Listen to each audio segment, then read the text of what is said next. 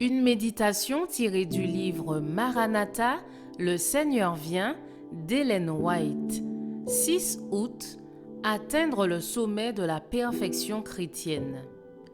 Or, à celui qui peut faire, par la puissance qui agit en nous, infiniment au-delà de tout ce que nous demandons ou pensons, à lui soit la gloire. Éphésiens 3, verset 20.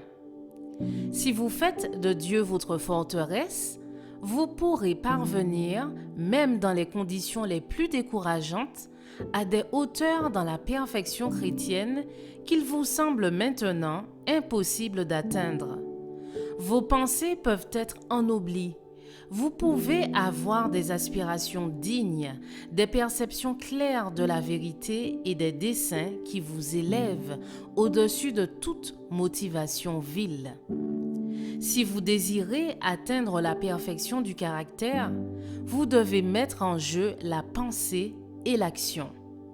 Tandis que vous vous trouvez en contact avec le monde, vous devez veiller à ne pas rechercher avidement les applaudissements des hommes, ni vivre en conformité avec leur opinion.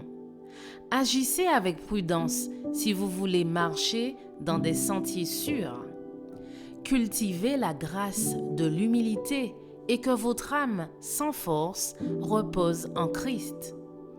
Au milieu de la confusion et de la tentation du tumulte du monde, vous pouvez maintenir en toute tranquillité l'indépendance de votre âme.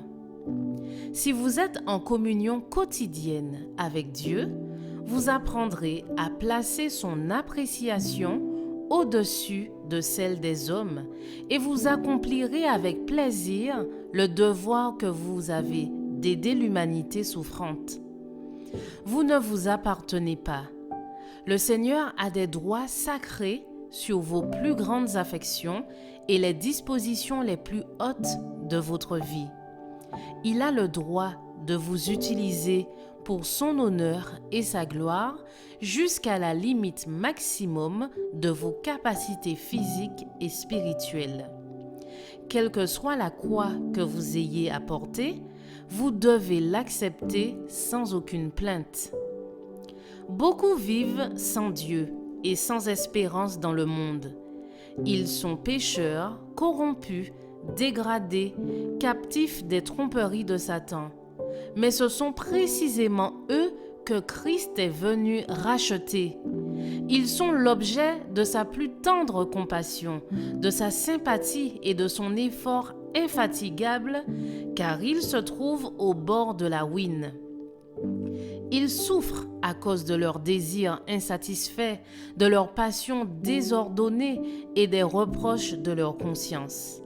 Ils se sentent misérables dans tous les sens du terme, car ils perdent toute espérance dans cette vie et ils n'ont aucune perspective pour la vie future. Vous avez un champ de travail important.